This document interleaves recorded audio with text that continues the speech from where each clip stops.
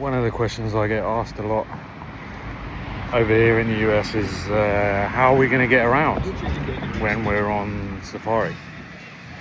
And the short answer to that is the quickest and most efficient way possible, and that is almost always flying. So once you get out to Africa, we're going to pick you up at the airport, and you're probably going to have a night in a hotel, maybe in a city in Dar es Salaam or Arusha or Johannesburg or Nairobi, wherever it is. And then the next morning we're going to head out, and what we usually do is fly in small bush planes.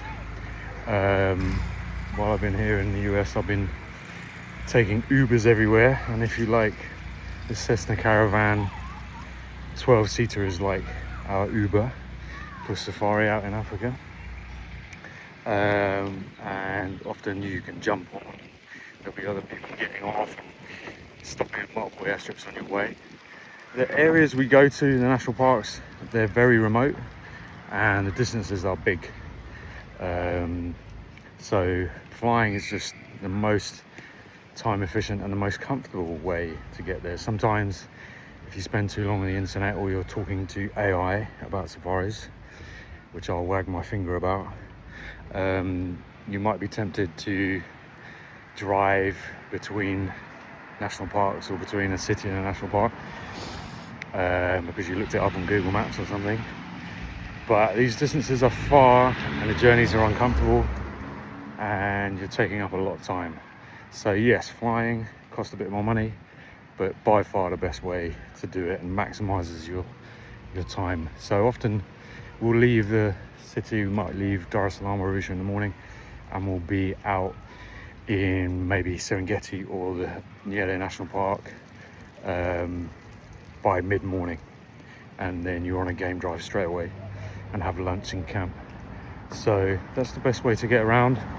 There are exceptions, obviously. Sometimes northern Tanzania you can drive between Arusha, Tarangire and Ngorongoro Crater quite easily, and that's actually quite a nice thing to do because you can see I just need to pay attention now because I'm crossing a road in America. I don't want to get ironed out. You can see some of the country in between, which is obviously nice. Make some stops on your way, see some people. So where it's feasible and the journeys are comfortable, we often do that. Or maybe you're driving from Victoria Falls across the border into Botswana or whichever, there's lots of exceptions to that.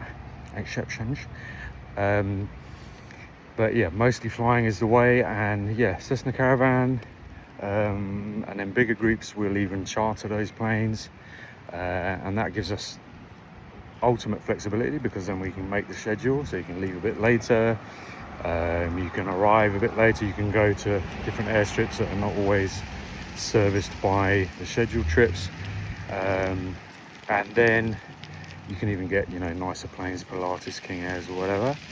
Helicopters also sometimes, if you're really lucky, maybe in Okavango Delta or something really fantastic. And there's complicated cross-border things as well. Sometimes it makes sense to charter a private plane rather than flying commercially in Africa is a bit tricky, as a lot of people know. But yeah, easiest way to get around, flying is what I always recommend.